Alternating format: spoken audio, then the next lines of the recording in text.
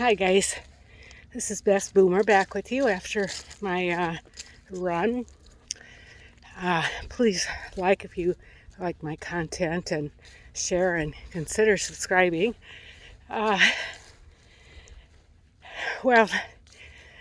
today I don't think it's quite reached 60 yet, but what a beautiful day. No, hardly any wind and beautiful day. So I was going to do a talk on my personal costs of living in Surprise, Arizona. I've had some questions on that. There's a lot of interest in Arizona. I know there are a lot of YouTube channels on Arizona. They all approach it a little differently. But since I was specifically asked about the cost of living here, and I have done one comparing cost of living with like Vero Beach, Florida, and with Prescott here in Arizona, but I was going to do a personal one so you could really tell. But I haven't gotten that all worked out yet because I had a change in schedules here. I was going to go shopping with my daughter, and then we kind of switched it up, and I'm going to go to lunch with her tomorrow. So anyway, I digress always. Last night, one of my nephews passed away, and I'm heartbroken over this. We just kind of started chatting back and forth on Messenger and Facebook. He lives up in Alaska, and he's the son of my oldest brother. My oldest brother, Bob, died when he was 29 in a motorcycle accident. And actually Mark, the one that passed away, and his sister were on the motorcycle with him. But it was just Bob who died. And he is 12 years older than I am, so I really didn't get to know my brother. He joined the Air Force, and he was gone, moved to California, had the 2 kids. And Marcus visited back in Iowa with us and my mom. But then living up in Alaska, he doesn't get back very often. And I don't even know his exact age. I would have to look it up.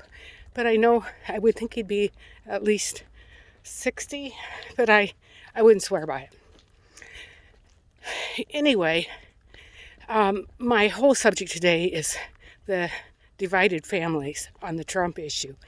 And since the inauguration's coming up in a few days, this will probably be one of my last times I talk about it. No sense beating a dead horse. But Mark happened to be one of those guys who was definitely pro-Trump. And surprisingly enough, his daughter, Rose, who also lives in Alaska, is absolutely against Trump. So Mark I will miss because, he liked my postings and he shared them. And Mark was a very smart guy. My brother, Bob, I know one of his friends commented that Bob was always the smartest person in the room, and I can totally believe that. He was an electronical engineer in the Air Force. And so I imagine Mark is pretty smart too. And Mark was totally, on the side of our country, the Constitution, all of that. So we really related well. Now let's go down the line here.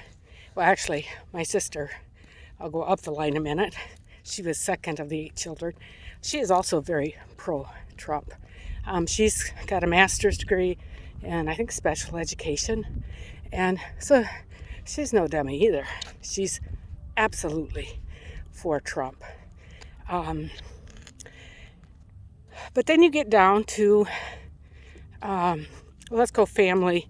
My daughter and son-in-law, definitely pro-Trump. You go to my brothers. I have twin brothers who are a couple years younger than I am. They live back in Iowa, and they're absolutely against Trump.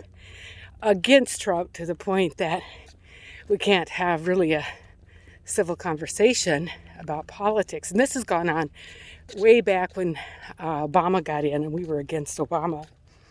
And so it would get so heated that my mom would just, I remember one time on my mother's birthday, and this is terrible, we got into that political conversation. And we all felt bad about it afterwards and swore we'd never talk politics again in front of her. Here, my mom was probably 90 years old at the time, in a wheelchair, double amputee, really loved when her kids came over. And then to ruin it with that kind of conversation, inexcusable. But again, what I'm talking about is this division in amongst families. It's almost unbelievable. You're raised in the same household. You're raised with the same income level. You have the same opportunities. To look at our family, my sister and I both, went to college, and my younger brothers did not. So I don't know if you can make that much about it, but those are the facts. I read something today that I think is really, really concerning, in that at Yale University, the students are taking up signing a petition to do away with the Constitution. Now, if this doesn't speak volumes for our colleges, and this is part of my worry, is that we are definitely going down that path. And I don't know, I guess we become one of those countries like, socialist countries. And I don't know of any that works really well, that's straight socialism. But it's very concerning to me. And I go back to, right is right and wrong is wrong.